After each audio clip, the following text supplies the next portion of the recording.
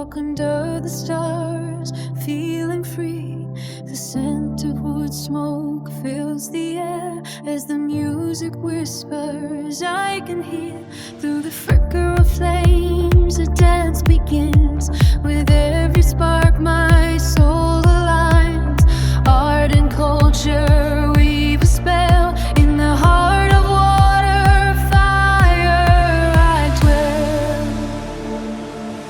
Oh, water, fire, you light my way. In the darkness, you guide me day by day. With every glow, my spirit soars. In this moment, I feel whole and more. Oh, water, fire, you set us free. In the warmth of the flames, we're one and true.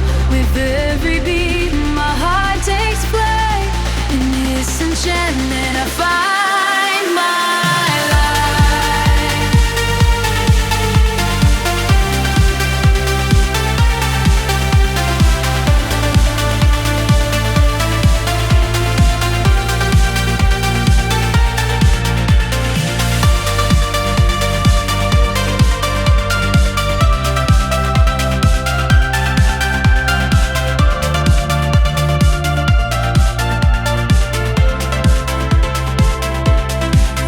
From the river's edge to the sky above, water, fire paints the night a canvas of love. With every step, my feet take flight in this magic. Okay, let's unpack this. We're doing a deep dive into Providence, Rhode Island. Right. But we're really going deeper into the concept of providence. Exactly. It's about this idea of civic gratitude, providing for one another. It's built right into the city's DNA. And our mission here is to sort of pull out those surprising threads, historical, cultural, even future ones. For you, the learner, to really see how this idea of provision defines the place. And the name itself is the perfect hook. I mean, Providence wasn't just a random name Roger Williams kicked. No, not at all. It was a direct reference to the protective care of God. He was basically giving thanks after this desperate flight from persecution. But that gratitude, it was rooted in something very real. Physical survival. So when he arrived in 1636, what was the first thing? He found a spring. A gushing, life-sustaining, freshwater spring. So the first act of Providence wasn't some abstract idea. It was literally finding water. Mm-hmm. But here's the crucial part. That land wasn't empty. He didn't just claim it. He had to ask permission, right? He had to. He got consent from the Narragansett sachems, Canonicus, and Miantonomy. And the area already had a name. Oh, yeah.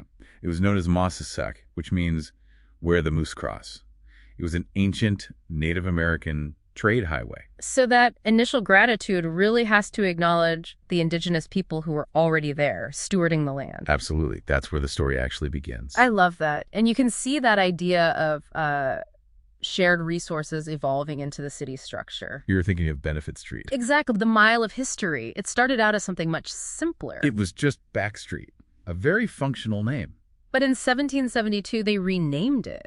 And that's the point, isn't it? It is. It was cut through all these long private lots, quote, for the common benefit of all. So you see a shift from private land to public good. A literal act of providing infrastructure for the community. Okay, and here's where it gets really interesting, because that idea of common benefit just explodes into the economy. You mean the jewelry industry? Providence became the jewelry capital of the world for almost 2 centuries. And that all kicks off with one key innovation. In 1794, this guy, Nehemiah Dodge, invents rolled plated gold. And this wasn't just a new material, it was a mission. Yes, it was about democratizing luxury. Suddenly, you could make beautiful, affordable jewelry for the middle class. So the city is providing access to beauty, not just for the wealthy. Right. And that legacy of craft and shared experience leads directly to a modern ritual. Water fire. Water fire. Created by Barnaby Evans in 1994. It totally remade the city's rivers. What's so fascinating there is the sensory part of it. It's the smell. The sweet scent of cedar smoke that just drifts over the water. It's an immediate, visceral experience. And the philosophy behind it is so important. It's all about equality. Evans made sure there are no reserved seats that are fancier than other seats. Everyone just joins in on this evening stroll, the passeggiata. The space itself becomes communal. This is shared urbanism. So now we have to shift from these, rituals of gratitude to more practical acts of foresight. Providing for the future. resilience. And the challenges are very real. We're talking about climate change. The models show that tidal flooding over the current river walks, the same place where water fire happens, is projected to happen daily by the 2050s. Daily. Wow. Yeah. So that provision has to be protected. Which is where the Riverwalk Resilience Project comes in. They're raising the paths, of course. But they're also doing something else, installing floating wetlands right along the riverbanks. Which does what exactly? It does everything. It provides habitat, it cleans the water, and it protects that beloved public space for generations. That's just a perfect final chapter. It brings the whole story full circle. It really does. You start with Roger Williams finding that life-sustaining water back in 1636. And you end with the modern city actively working to protect that exact same water supply, that same riverfront. So when you pull it all together, what does this all mean? I think the sources confirm it. Providence isn't a noun, it's an active verb. It's this constant act of providing, from a spring to a street to an industry and now to resilient infrastructure. Right. And that leaves a really interesting final thought for you to consider. Go on. Okay, so back in 1924, the Temple to Music in Roger Williams Park was dedicated to minister to the inner and finer life of the community. A sort of provision for the soul. Exactly. So the question is, beyond the amazing experience of water fire, what modern equivalent is Providence providing today for the emotional or intellectual soul of its residents? In